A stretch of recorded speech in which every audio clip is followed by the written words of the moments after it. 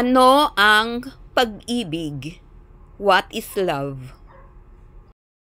Ang pag-ibig ay may tatlong mahalagang elemento na nagsisilbing pundasyon ng matibay at pangmatagalang pagsasama.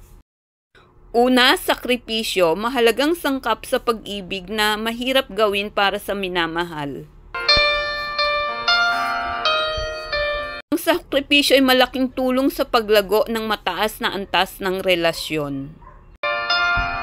Halimbawa nito ang paghatid at pagsundo araw-araw sa minamahal sa pinapasukang tanggapan o opisina. Halimbawa rin ay ang pag-iwan sa sariling kaligayahan at ibigay ang kasiyahan sa minamahal. Ikalawa, pagpapatawad.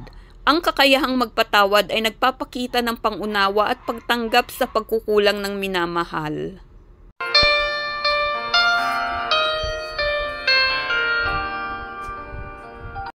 Ang pagpapatawad ay isang proseso ng paggaling at nagbubukas daan para sa mas malalim na pagmamahal at pag-unawa.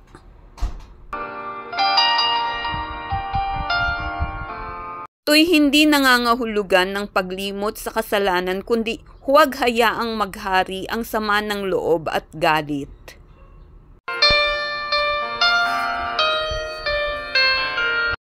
Ikatlo ay ang walang kondisyong pag-ibig, unconditional love.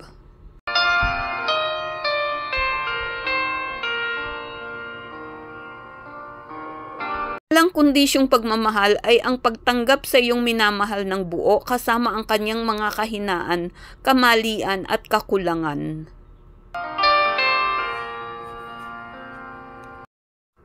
Walang kondisyong pag-ibig na hindi nagbabago anuman ang mangyari.